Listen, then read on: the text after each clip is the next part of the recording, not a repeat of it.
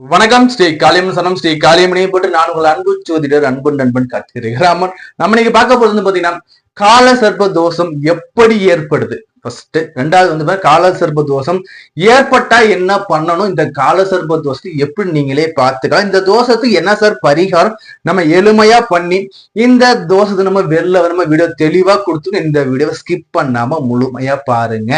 Skip பண்ணாம முழுமையா பாருங்க. நம்ம சேனல் சப்ஸ்கிரைப் பண்ணி வைங்க. நீங்க இப்ப ஃபர்ஸ்ட் டைமா வீடியோ பாக்குறீங்கன்னா உங்களுடைய விலை மதிப்புள்ள இந்த பொண்ணான சப்ஸ்கிரைப் பண்ணி கிளிக் பண்ணி கொடுத்துட்டு கூடவே பெல் பட்டனை கிளிக் பண்ணி வச்சுக்கோங்க. அப்ப நாம தரக்கூடிய வீடியோ உடனே உங்களுக்கு வந்து சேருங்க. அதே மாதிரி நம்ம வீடியோக்கு ஒரு லைக் பண்ணுங்க. இந்த வீடியோவை உங்க ஃப்ரெண்ட்ஸ் கூட நண்பர்கள் கூட எல்லாம் உங்க வாட்ஸ்அப் குழுக்கள்ல நீங்க பகிர்ந்துக்கோங்க. புரியுதுங்களா? இப்போ வாங்க இந்த சர்பதோஷம் சொல்லக்கூடிய கால சர்பதோஷம் என்னன்னு பார்த்துட்டு வருவாங்க. சர்பதோஷம் வேற, கால சர்பதோஷம் வேறன்னு இல்லைங்க, ரெண்டுமே ஒண்ணுதான். இந்த சர்பதோஷமும் இந்த கால சர்பதோஷமும் ஒண்ணுதான். என்ன சார் பண்ணுவோம்னா, இந்த கால சர்பதோஷங்கள்ல வந்து பாத்தீங்கன்னா மன அமைதி இருக்காது. முதல்ல மன அமைதி இருக்காது. ஒரு மனுஷனை வந்து பாத்தீங்கன்னா தங்க மெத்தையில, புரியுதுங்களா, பணத்தை அடுக்கி வச்சு அது மேல ஒரு படுக்க வச்சா கூட அவருக்கு நிம்மதி இருக்காது. ஏன்னா கொச்சத்தை அள்ளி கொட்டினாலும் கோடி அள்ளி கொட்டாலும் நிம்மதியும் இருக்காது, மன திருப்தியும் இருக்காது. ஏன் நான் சொல்றேன்னா, ஆல்மோஸ்ட் கால சர்ப்ப தோஷங்கிறது கெடுக்கும்னு நம்ம பல பேர் சொல்லியிருப்பாங்க. இதுல வந்து பாத்தீங்கன்னா கால சர்ப்ப தோஷங்கள் அனுபவத்தை கொடுக்கும். ஃபர்ஸ்ட் நமக்கு அனுபவத்தை தான் கொடுக்கும். முதல் விஷயமா வாழ்க்கையில அனுபவத்தை நிறைய கொடுத்துட்டு, புரியுதா, அதே மாதிரி அனுபவம் வர்ற எப்படி வரும், கஷ்ட நஷ்டங்கள் இருந்தால்தான் அனுபவம் வரும். ஒரு மனிதன் வாழ்க்கையில கஷ்டப்பட்டு உழைக்கிறான்னா அவனுக்கு கண்டிப்பா அந்த செல்வம் பொருளாதாரம் உயரும். புரியுதுங்களா? சோ அப்படி இருக்கும்போது இந்த கால சர்ப்ப தோஷங்கிறது ஒரு வகையில நீ கொடுக்கணும் எடுத்துக்கோ. ஆனா கொடுக்கிற அந்த நேரம் தான் முன்ன பின்ன இருக்கும். 20 வயசா, 40 வயசா, 60 வயசா, 80 வயசாங்கிறது அந்த பீரியட் சேஞ்சஸ் ஆகும். இந்த கால சர்ப்ப தோஷங்கிறது மெயினா திருமண தடையை வந்து ஃபர்ஸ்ட் கை வைக்கும். கல்யாணத்துல கை வைக்கும். திருமண டேட் ஆகி போய்கிட்டே இருக்கும். திருமண உறவுகள்ல விவாகரத்து போய் நிக்கிறது. திருமண உறவுகள்ல கணவனோ அல்லது மனைவியோ யாரோ ஒருத்தர் உயிரிழப்பை ஏற்படுத்தி கொடுக்கிறது வரைக்கும் இந்த கால சர்ப்ப தோஷங்கள் செய்யும். அதே மாதிரி கால சர்ப்ப தோஷங்கிறது மன அமைதியை கெடுக்கும், உடல் வளர்ச்சியை கெடுக்கும், மன வளர்ச்சியை கிடக்கும். அதே மாதிரி உடல்ல நிம்மதி இல்லாம இருக்கிறது, உடல்ல மறுக்கள், உடல்ல தழும்புகள், கருப்பு கருப்பா திட்டுக்கள் வருமா, நிறைய பிரச்சனைகளை இது ஏற்படுத்தி கொடுக்கும். சொல்லிக்கிட்டே போகலாங்க. அம்மா அப்பா பிரச்சனையில இருந்து அம்மா அப்பா எதிரியா மாறி நிக்கிறது வரைக்கும் இந்த கால சர்ப்ப தோஷங்கள் ஏற்படுத்தி கொடுக்கும். பொதுவா சாஸ்திரங்கள் என்ன சொல்லுன்னா, இந்த கால சர்ப்ப தோஷம் எப்படி சார் வருது, இந்த சர்பஸ் எப்படி சார் வருதுன்னா, பொதுவா வந்து பாத்தீங்கன்னா சர்ப்பங்களை நம்ம வந்து தீண்டும் போது இந்த தோஷங்கள் வரும், நாக தோஷங்கள் வரும். இதுலயே வந்து சர்ப்பங்கள் எப்ப நம்ம வந்து கடுமையா அது வந்து அந்த பழின்னு சொல்லக்கூடிய அந்த பாவத்தை கொடுக்கும்னு வந்து பாத்தீங்கன்னா, அதாவது இந்த சர்ப்பங்கள் அந்த பாம்புகள் வந்து பாத்தீங்கன்னா இனப்பெருக்க காலங்கள் நம்ம அந்த பாம்பை அடிச்சு கொள்றது சரி. அதே மாதிரி வந்து அது வந்து குஞ்சு பொறிக்குது பாத்தீங்களா, அந்த பாம்புங்கிறது முட்டையிலேருந்து அந்த குஞ்சு வெளில வரும் பாம்பு குட்டிகள், அந்த நேரத்துல அந்த பாம்பை நம்ம அடிச்சு கொள்றது, பாம்பை புத்தோட இடிச்சு கொள்றது, இந்த மாதிரி நேரங்கள்ல வரும்.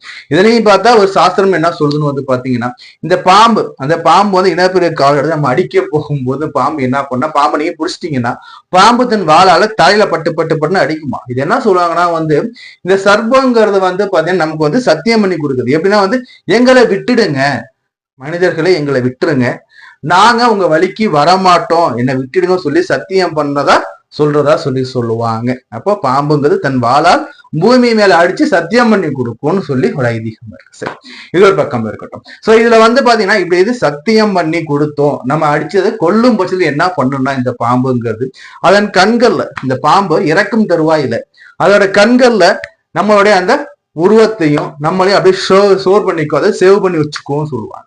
அப்படி என்னன்னா நம்மள அது சேவ் பண்ணி வச்சுக்கிட்டு ஸ்டோர் பண்ணிக்கிட்டு உங்களை விடமாட்டேங்க சொல்லக்கூடிய அந்த ஒரு கர்வத்தோடையும் அந்த ஒரு சொல்லுவாங்க இல்லைங்களா, அந்த ஒரு வன்மம் சொல்லும். அது என்னன்னா ஒரு பகையோட, தீரா பகையோட அந்த சர்ப்பங்கள் வந்து உயிரை இழக்குதுன்னா இது வந்து உங்களுடைய ஜாதகத்துல வந்து ரிஃப்ளெக்ட் ஆகும். உங்க ஜாதகம் வருமா சார்னா, நீ இந்த பிரிவில் நம்ம இங்க பண்றீங்கன்னா அடுத்த பிரிவில் அதை ரிஃப்ளெக்ட் கொடுத்துரும். ஏன்னா நீங்க பிறந்த பிறகு கட்டத்தை யாராலையும் மாற்ற முடியாது. புரியுதுங்களா? இந்த ஜென்மால நான் பாம்புக்கு தீங்கு இழைக்கிறேன்னா அடுத்த ஜென்மத்துல அது வந்து எனக்கு ரிஃப்ளெக்ட் ஆகும். புரியுதுங்களா? இது ஒரு முக்கியமான ஒரு பாயிண்ட். புரியுதா? அடுத்த ஜென்மம் நீங்க வரும்போது எப்படி இருக்கும் பாத்தீங்கன்னா, லக்னம் உள்பட, லக்னம் ராசி எல்லாமே பாத்தீங்கன்னா இந்த ராகு கேதுகளுக்கு உள்ள இருக்கும். புரியுதா? இது வந்து பாத்தீங்கன்னா இதுல எத்தனையோ வகைகள்லாம் இருக்கு. எந்த வகையில் இருந்தாலும் அதோட பலன்கள் உங்களுக்கு கெடுதலை கொடுக்கும், கஷ்டத்தை கொடுக்குங்கிறது ஃபர்ஸ்ட் பாயிண்ட். புரியுதா? இந்த காலசர்ப தோஷத்துல இந்த ராகு கேதுகள் இயற்கை வக்ர கிரகம் இல்லைங்களா. இந்த வக்ர கிரகத்தின் பிடிக்குள்ள உங்களுடைய நவ கிரகத்துல 2 போச்சுன்னா பாக்கி 7. இந்த 7 கிரகங்களும் உள்ள இருக்குன்னா ராசி லக்னம் வரை உங்களுக்கு காலசர்ப்ப தோஷம் இருக்கு. இந்த காலசர்ப்ப தோஷத்துக்கு கதை எப்படி வருது நம்ம பார்த்தாச்சு இல்லைங்களா. இந்த கதையின் மூலியமா நமக்கு என்ன தெரிஞ்சோம்னா, இந்த பிறவியில நம்ம நாகங்கள்னு சொல்லக்கூடிய பாம்புகளுக்கு செய்யக்கூடிய தொந்தரவுகள், இடையூறுகள் நமக்கு அடுத்த பிறவிலையும் தொடரும். புரியுதுங்களா. சோ காலசர்ப்ப தோஷத்துல பிறந்துட்டேன் சார், என்ன சார் நான் பண்றது, நான் போற ஜென்மத்துல ஏதோ தப்பு பண்ணிட்டேன், ஏதோ பாம்பை தெரியாம அடிச்சு போட்டேன், ஏதோ ஒண்ணு பண்ணிட்டேன். புரியுதுங்களா.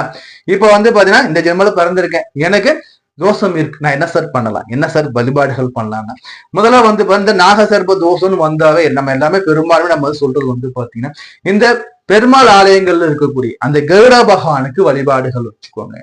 கருட பகவானுக்கு நெய் தீபம் போட்டு, இல்ல கருடனுக்கு நம்ம அர்ச்சனை பண்ணி கூட நம்ம வழிபாடுகள் பண்ணலாம். ஆல்மோஸ்ட் பெரும்பாலும் கருடனுக்கு அர்ச்சனை பண்ணிக்க மாட்டாங்க, பட் ஆனா சில இடங்கள்ல பண்ணுவாங்க, நீங்க கூட நீங்க அர்ச்சனை பண்ணிக்கலாம். அதே சமயத்துல கருடனுக்கு நெய் தீபம் போட்டா கூட போதும். நெய் தீபம் போட்டு கருடனை வழிபாடு பண்ணா போதும். 4 கிழமைகள் தேவையா சார்னா 4 கிழமை எதுவுமே தேவையில்லைங்க. கருடன்னா பெரும்பாலும் சனிக்கிழமை நீங்க பண்ணீங்கன்னாவே போதும். இது ஒரு பக்கம்.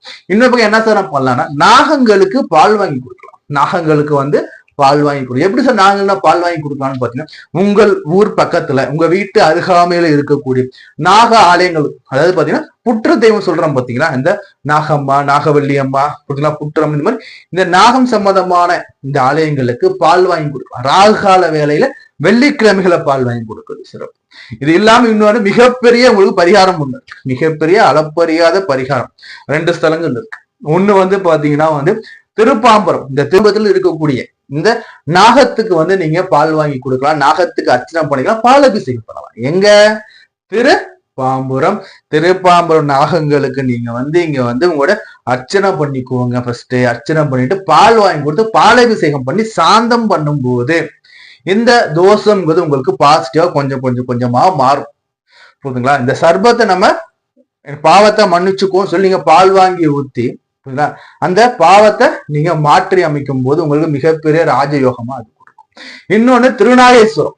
இந்த திருநாகேஸ்வரத்துல இந்த ராகு பகவானுக்கு நீங்க பால் வாங்கி கொடுத்து வெள்ளிக்கிழமைகளை வலதுபிரை பட்சத்துல இல்ல நீங்க பால் வாங்கி கொடுக்குறீங்க. வலதுபிரை பட்சம்னா சுக்லபட்சத்துல நீங்க பால் வாங்கி கொடுத்து பாலபிஷேகம் பண்றீங்க, வருஷத்துக்கு ஒரு முறை பண்ணிக்கிட்டே இருக்கீங்கன்னா இந்த சர்ப்பங்களுக்கு நீங்க இழைத்த தீங்குகள் மறைந்து இந்த சர்ப்பங்கள் உங்களுக்கு யோக பாக்கியதையாக கொடுப்பதற்காக மாறும். புரியுதுங்களா. சோ இது மாதிரி வழிபாடுகள் நீங்க மேற்கொள்ளலாம். இன்னொன்னு எளிமையா பண்ணலாம். நான் எப்படி பாத்தீங்கன்னா, இந்த வருஷம் போய் பண்ணிக்கிட்டே இருக்கீங்க, பிளஸ் அடிஷனல் ஒண்ணு பண்றீங்க. என்ன பண்றீங்கன்னு பாத்தீங்கன்னா, அரச மரத்து கீரை எல்லாம் பாத்தீங்கன்னா விநாயகர் இருக்கும். இந்த அரச மரத்து விநாயகருக்கு நீங்க பால் வாங்கி கொடுக்கலாம், விநாயகர் நெய்தீபம் போடலாம், சதர்கா உடைக்கலாம். இது ஒரு பக்கம். இன்னொரு பக்கம் அரச மரத்தின் கீழே பாரு நாகர் சிலைகள் இருக்கும். இந்த நாகர் சிலைகள் இருக்கும். அரச மரத்தை சுத்தி பாத்தீங்கன்னா நாகங்கள், பாம்புகள், பாம்போட தெய்வங்கள் சிலைகள் நிறைய இருக்கும். இங்க போயிட்டு நீங்க வழிபாடுகள் பண்ணலாம். மஞ்சள் வாங்கி கொடுக்கலாம், பால் வாங்கி கொடுக்கலாம், பாலும் மஞ்சளும் சேர்த்து வாங்கி கொடுக்கலாம். வெள்ளிக்கிழமையில பாலபிஷேகம் நீங்க கூட கையால பண்ணலாம். இது மாதிரி எல்லாம் பண்ணும் போதும் அந்த நாகல் சுத்தி வரும்போது அந்த அரச மரத்து கிழக்கு விநாயகரின் அந்த நாக தெய்வங்களையும் நீ வழிபாடு பண்ணிட்டு ஒரு 9 முறை சுத்தி வழிபாடு பண்ணும் போதும் அந்த இடத்துங்கள் நீங்க அன்னதானம் 4 பேரு கொடுக்கும் பட்சத்திலையும் உங்களுக்கு இந்த நாக தோஷம், கால சர்ப்ப தோஷங்கிறது முழுமையா உங்களுக்கு குறையுங்க. புரியுதுங்களா.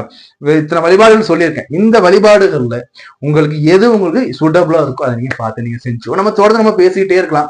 நம்ம சேனல் சப்ஸ்கிரைப் பண்ணி வச்சுக்கோங்க, லைக் பண்ணுங்க, உங்க ஃப்ரெண்ட்ஸ் லிங்க் ஷேர் பண்ணிவிடுங்க. நான் உங்கள் அன்பு ஜோதிடர், அன்பு நண்பன், பரம்பரை வழி ஜோதிடர் கார்த்திகேயன். நன்றி, வணக்கம்.